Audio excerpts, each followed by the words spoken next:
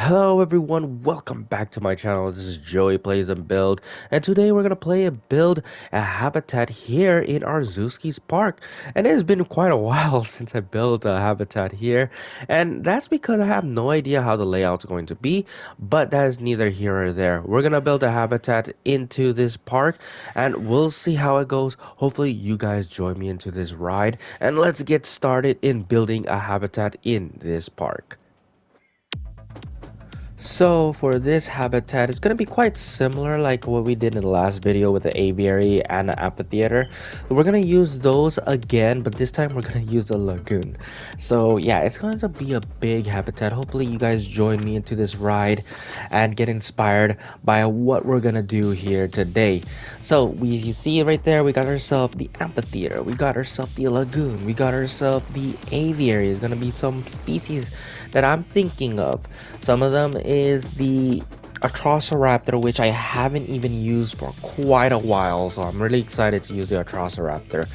And for some of the marine reptiles, I'm basically use all of them, but there's one that hasn't have a standalone habitat, and that is the Attenboroughsaurus. Same goes with the aviary. There's one flying reptiles that I have not used in a while, and that is the Maaradactylus. So yeah, we're gonna use those three species, and hopefully we'll see how it all goes at the end of the build.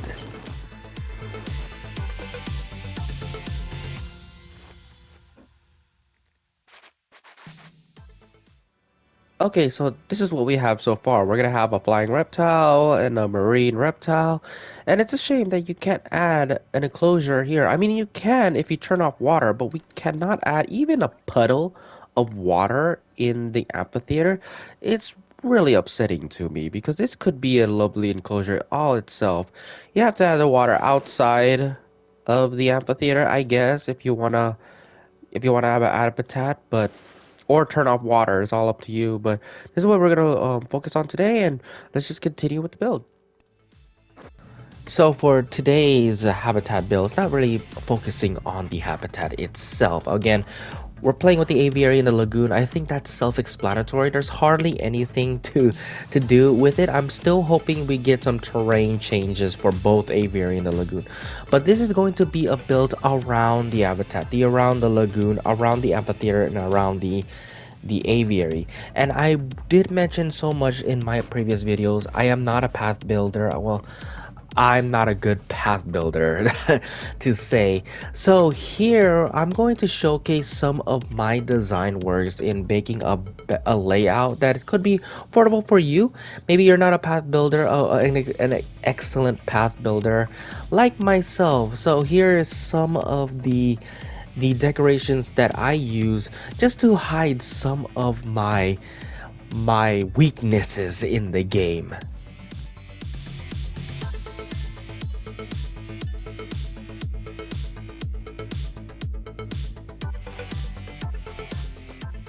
So one of my favorite things to put in my builds is a gate or an entrance, a door, whatever you want to call it. This is one of them, a perfect entrance into your habitat.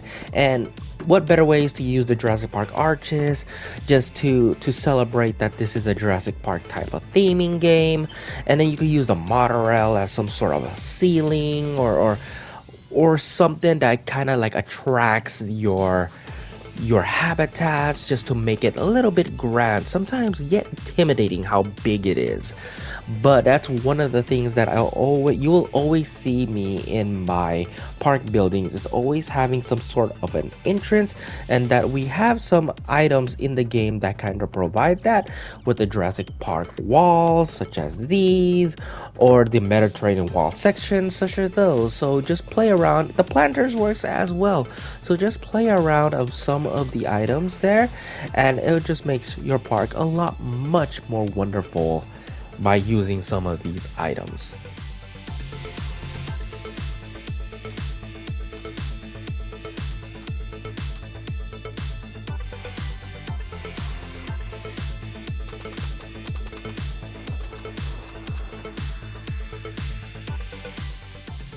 And as I mentioned, I am not a good path designer. It's not that I don't try. I try in my earlier gameplays. I do watch tutorials and all that, but I felt like, well, in my experience, I just noticed that that is not for me. I feel like it's too much time consuming. No offense for those who have. I'm pretty sure you guys spend so much time and you deserve and earn the respect, and you guys do. But for me, I like to keep it simple. I like to keep it easy. And the one thing that I found it easy is just playing around with some of the decorative tools that we have in the wonderful toolbox here in the game, and that's what I'm doing.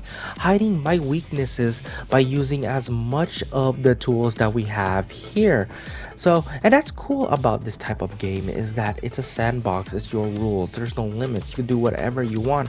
If you want an item there, be my guest, add an item there. And that's what makes this game so wonderful, is that each and every one of us, every of our parks is different, is unique and inspirational, which is so much I love.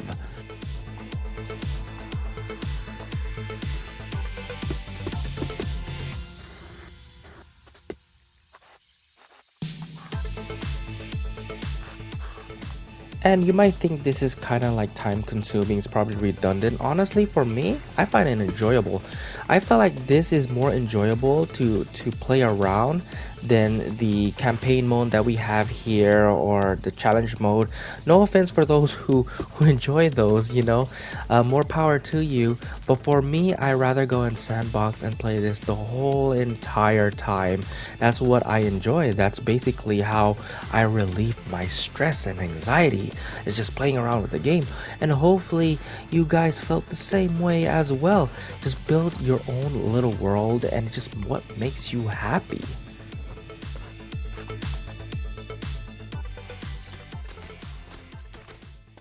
Alright, so this is what I have so far, and as I mentioned, I'm not a good path builder, but what I do is use the items as much as I want. Whatever items is in the game, I use it as my full potential, and I think that's the whole point, is that the game has a lot of wonderful items that you can use. Just be more creative, just look around, see what works, see what don't works. You don't have to be a great path builder to make wonderful parks. Anyways, with that being said, let's go on into this part of the area. So in this part of the area, it's going to be less detail. We're going to have a habitat here. Again, this is going to be our Atrossoraptor, but we're also going to have some hotels. And I mentioned it in my earlier videos, I need to play around with some of the hotels here, but then I'd stick with the hotels that we have, the Jurassic Park and the Jurassic World. But I did use the Mediterranean hotel, and I did mention that it looks like a castle, and to be quite honest, it does kind of look like a castle, so I'm gonna use the Mediterranean hotel more often. But here we're playing around with the Jurassic Park hotel, and again, with the designs that we have in the game, just use them as your full potential.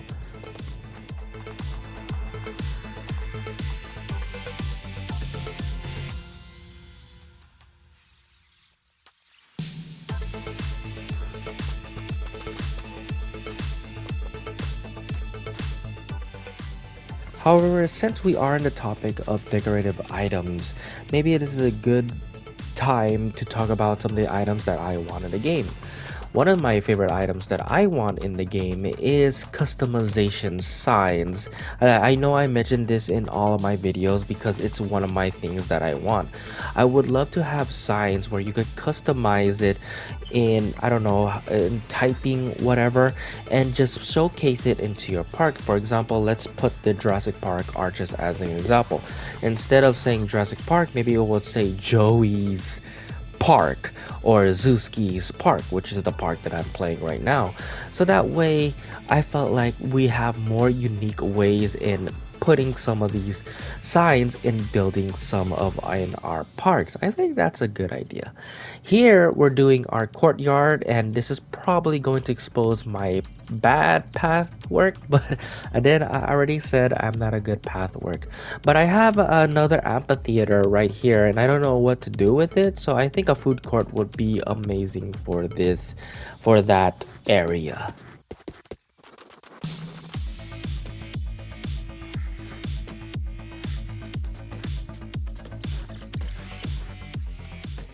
And for the 50th time, I want guests sitting on chairs, eating, whatever. We have these lovely tables and chairs, and they're not doing anything with it. And I'm gonna keep talking about it until Frontier decided to add these type of animation into the game.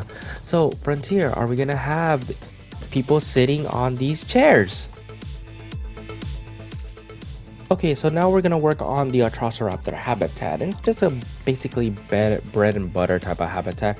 Again, carnivores are very simpler to build a habitat than the herbivores. They don't really need a much foliage.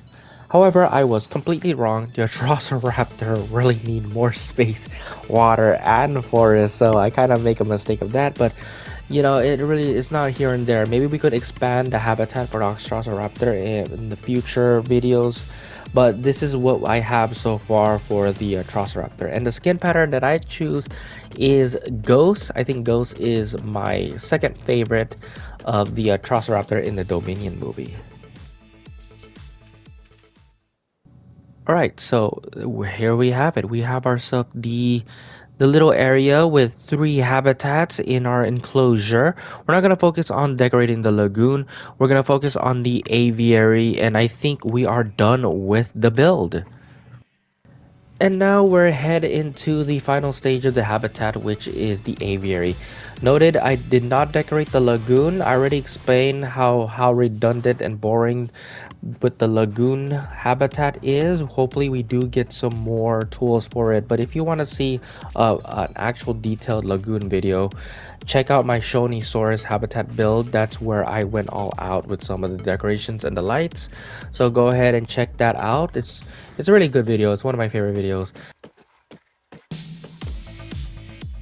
So the premise of this aviary is that I want an island right in the middle of the aviary, but it ain't gonna work because it was so annoying how I have to adjust some things just to get what I wanted. I didn't want to increase the size of the aviary because it's only one species in this aviary. Maybe in the next future we could build a humongous aviary with a huge island right in the middle, but that will be another video of its time. And I feel like that is it for this build. Very simple, right? Hopefully you guys have any inspiration, any ideas inspired by this type of builds, and you could build your own. But this is it for me. Like the video, subscribe to see more, and I'll see you guys in the next build. Thank you guys for watching.